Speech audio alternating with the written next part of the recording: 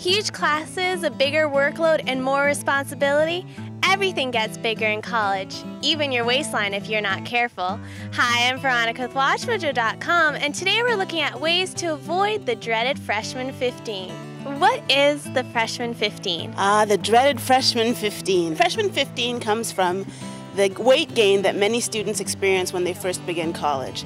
They're no longer having their parents do their grocery shopping and prepare their meals, and they're doing their own grocery shopping, and maybe they're not quite sure on what to buy, and a few of them make some poor choices. Stress is something that every college student experiences, and it's another factor for weight gain. Are there any tips to helping people to cope with the stress? Actually, exercise really is a fantastic way to deal with stress. Getting enough sleep is another good way to deal with stress.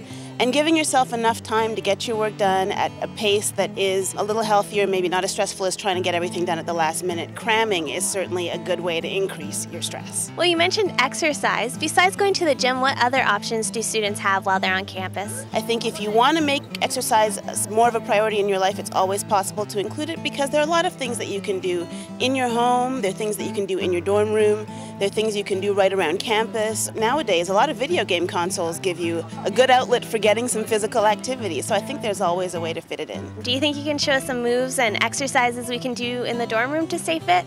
Absolutely, there's a lot you can do in the dorm room. So as you can see, I'm doing these exercises outside, but really I won't be taking up a lot of space, so you can do it in any area you have available to you. The first exercise we're going to start with are some exercises that you're already familiar with, crunches. The thing to remember about crunches is you don't have to come all the way up, and just relax your neck and let your abs do all the work.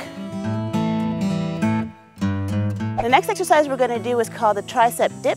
If you're in your dorm room, you can use your bed or a chair, but make sure it's a heavy chair because you don't want it falling over on you. It's a bright sunny day, so I don't need my umbrella for keeping me protected from the rain, but I can use it to do some bicep curls. You want any 3 to 5 pound object to start with, and you can do curls sitting on the edge of your bed or on a chair.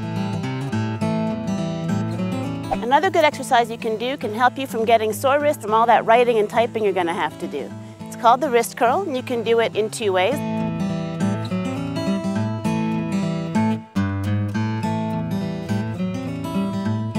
Remember, weight gain doesn't happen overnight. You get a lot of subtle hints that it's coming on, so if your clothes are getting too tight or you find you're running out of energy, it might be time to either adjust your diet or add some exercise to your program.